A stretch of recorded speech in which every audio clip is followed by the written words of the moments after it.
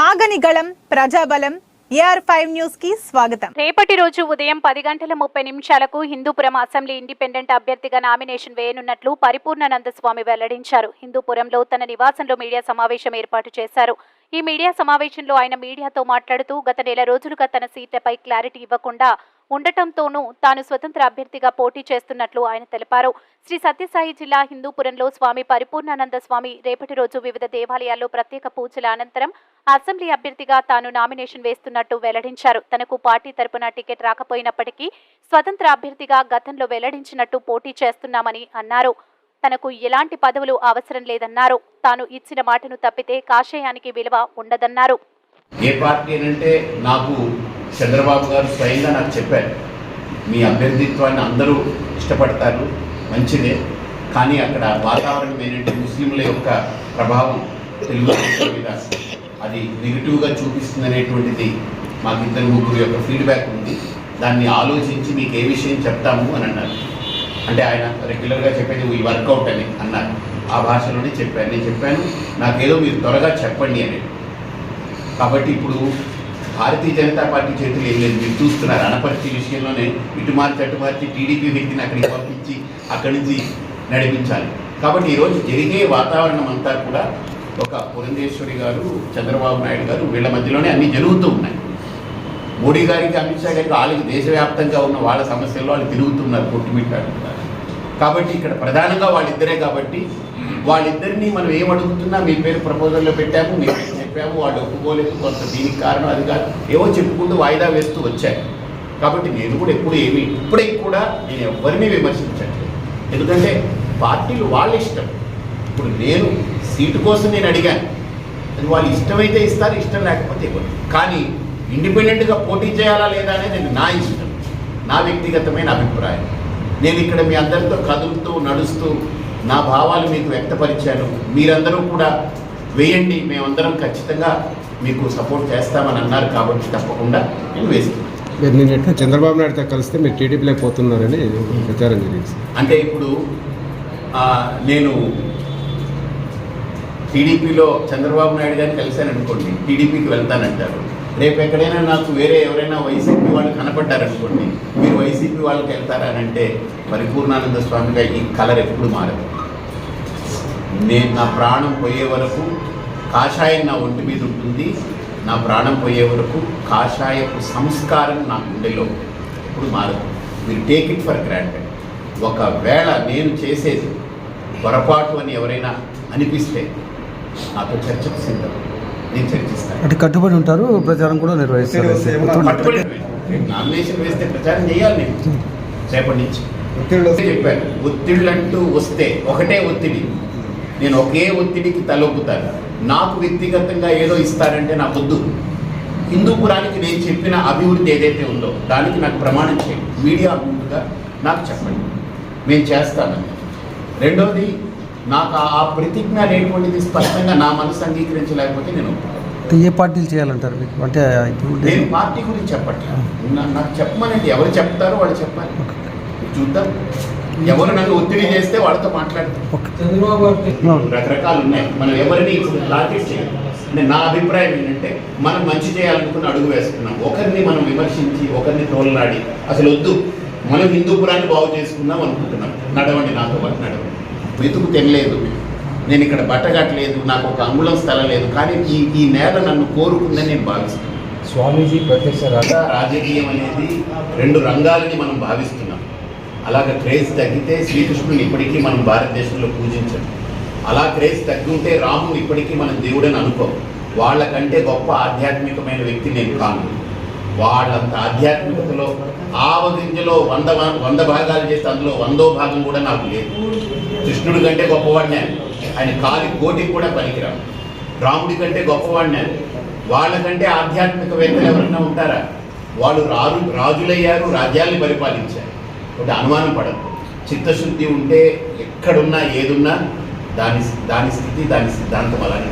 స్వామీజీ ప్రాక్టికల్గా ఆలోచన చేయండి. నేను ఎంపీగా వేశాను అనుకోండి, నాకున్న 10 రోజులు ఏ గుర్తో నాకు తెలియదు. నేను 7 నియోజకవర్గాలు తిరిగి వెళ్ళి క్యారీ చేయడం అని అంటే ప్రాక్టికలీ ఇంపాసిబుల్. కానీ వేయాల్సి వచ్చినప్పుడు వేసేస్తామని. కానీ నా అభిప్రాయం ఏంటంటే హిందూపురం అని వచ్చాను కదా, ఈ హిందూపురమే కదా, అంతే కదా. సో ఇక్కడైనా ముందు మార్పు ఒక చోట మాట్లాడదాం. రెండోది, రేపు నేను చట్టసభల్లో కనుక నేను ఎన్నికైతే, మీ అందరి వల్ల ఎన్నికైతే, ఈ రాష్ట్రంలో ఉండే అన్ని దేవాలయాల తరఫున మాట్లాడే ఒక గొంతుక మొదలవుతుంది కదా, ధర్మం గురించి మాట్లాడే ఒక గొంతుక అయితే తయారవుతుంది కదా. అమ్ముడుపోని గొంతుక కదా ఇది. ఎవరు వచ్చినా, ఎంతమంది ముఖ్యమంత్రులు నన్ను అప్రోచ్ అయినా ఎప్పుడు అమ్ముడు పోలేదు కదా. అమ్ముడుపోని గొంతుక ఒకటి చట్టసభల్లో ఉంటే అది మీ అందరికీ మంచిదే కదా. కాబట్టి చట్టసభలో వెళ్ళాలంటే చట్టసభకి వెళ్దాం. 30 నిమిషాలకి నేను ఎక్కడైతే నామినేషన్ దాఖలు చేయాలో ఆఫీస్కి వెళ్తాను.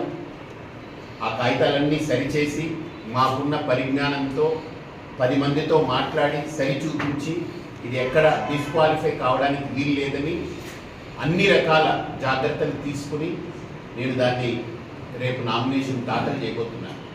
కాబట్టి నేను నామినేషన్ దాఖలు చేసిన తర్వాత, స్క్రూటినీ అయిన తర్వాత, నాది యాక్సెప్టెన్సీ వచ్చిన తర్వాత నాకు గుర్తు 29వ తేదీ కానీ 30వ తేదీ కానీ ఇస్తారు. ఆ గుర్తుతో నేను 11 రోజుల వ్యవధిలో ఈ హిందూపురం అసెంబ్లీ నియోజకవర్గంలో ఖచ్చితంగా ఎంతవరకు నేను చేరగలను అంతవరకు చేరే ప్రయత్నం, నా 2 కాళ్ళు ఎండనక వాననక నేను తిరుగుతాను. ఖచ్చితంగా నా యొక్క అభిప్రాయాన్ని ప్రతి ఒక్కరితో పంచుకుంటాను. నాకు తెలిసి పెద్ద ఎత్తున మహిళలు కానీ యువత కానీ నా వెంట నడవడానికి సిద్ధంగా ఉన్నారని నా మనస్సు చెప్తుంది. అందులో మా అమ్మ ఆశీస్సులు నాకున్నాయి, నా తల్లి యొక్క ఆశీస్సులు ఉన్నాయి. మా అమ్మ ఒక మాట చెప్పిందానికి ఇప్పటి వరకు నేను 2 అలా చేశాను, 3వది నా అడుగు వేస్తున్నాను. కాబట్టి తప్పకుండా ఇది ఎవరి మీదనో ఆరాటంతోటో పోరాటంతోటో నేను చేయట్లేదు. నేను దీన్ని ఒక యుద్ధం కాబట్టి నేను ఎప్పుడు అనుకుంటుంటాను, ఇక్కడ హిందూపురం ప్రజలు ఈసారి ఫ్యాన్కి వేస్తే అది బెంగళూరులో తిరగవచ్చు, సైకిల్కి వేస్తే అది హైదరాబాద్లో తిరుగుతుంది. కానీ నాకు రాబోయే సుమారు 180 మంది ముస్లిం పిల్లలకి ఉద్యోగ అవకాశాలు లభించాయి. వాళ్ళందరూ మాట్లాడింది చూస్తే వాళ్ళకి మరి ఏ రకంగా అర్థమవుతుందో తెలియదు. ఏదో ఒక బూచి చూపెట్టి హిందుత్వానికి దగా చేయడమే అని నా ప్రగాఢమైన విశ్వాసం. మరోసారి హిందుత్వం దగా పడింది, వంచనకు గురైందనే నేను భావిస్తున్నాను. కాబట్టి ఇక్కడ నేనిచ్చిన మాట ప్రకారం వాళ్ళ యొక్క అభిప్రాయం ఏంటంటే, నేను అసెంబ్లీకి వేయబోతున్నానని తెలిసిన తర్వాత వాళ్ళు ఏదో మధ్యవర్తిత్వం ద్వారా ఏదో ఒకటి దాన్ని సద్దుమణిగి స్వామీజీ అసెంబ్లీకి వేయకుండా ఉంటే ఆయన ఇండిపెండెంట్గా ఎంపీకి వేసుకున్నా పర్వాలేదన్న స్థాయిలో మాట్లాడారు. అంటే నేను ఏమైపోయినా పర్వాలేదు, వాళ్ళకి నేను అనుకూలంగా ఉండాలి. సరే, అనుకూలంగా ఉంటాను. మీరు హిందుత్వము ముస్లిం అనేటువంటిది భావాలు తీసుకొచ్చి నాకు ఇవ్వాల్సిన సీటును మీరు లేకుండా చేశారు. అంతేకాదు, ఈరోజు నేను వాళ్ళకి స్పష్టంగా చెప్పింది ఏంటనంటే, మీరు నాకు ఏదైతే మీ సీటు పట్ల మేము ఆలోచిస్తున్నాము అని చెప్పిన తర్వాత ఒక నెల రోజులు ఆగి ఇప్పుడు నేను ఇండిపెండెంట్గా వేస్తాను అన్న తర్వాత మీరు ఏదైతే మాట్లాడుతున్నారో, మీరు నాకు ఇచ్చిన మాట మీరు తప్పడం వల్ల నాకు కొద్దిగా కష్టం కలగొచ్చేమో కానీ నష్టమైతే ఏం లేదు. కానీ నేను హిందూపురానికి ఇచ్చిన మాటని నేను కనుక వెనక్కి తీసుకుంటే నా జీవితమే నష్టపోయినట్టు నేను భావిస్తాను. కాబట్టి నేను నా మాటని వెనక్కి తీసుకోలేను. నా మాటని నేను వెనక్కి తీసుకోలేని విధంగా ఈరోజు పరిస్థితులు కూడా మీరు తయారు చేశారు. కాబట్టి తప్పని పరిస్థితుల్లో నేను ఎవరి మీద రాగద్వేషాలతో చేయట్లేదు ఈ పని. నేను నిలబడాలి, ఇక్కడ ఒక మంచి జరగడానికి నేను నా ఆవశ్యకత ఉంది అనుకున్నాను. నేను నిలబడుతున్నాను. నాకు ఎవరి మీద, ఏ పార్టీ మీద కానీ ఎవరి మీద నాకు రాగద్వేషాలు లేవు. ఏ భేషజాలతోటి నేను చేయట్లేదు. నేనేదో అహంకార ధోరణితో నేను ఆలోచించట్లేదు. నాకు ఈ భూమి మీద ఎవరైనా ఒకరు ఉన్నారు అని అంటే, నేను ఏదైనా మాట చెప్పుకోవాలి అని అంటే, మామూలుగా హిందూ సంప్రదాయంలో తల్లి, తండ్రి, గురువు, దైవం 4 ఉంటాయి ప్రతి వ్యక్తికి.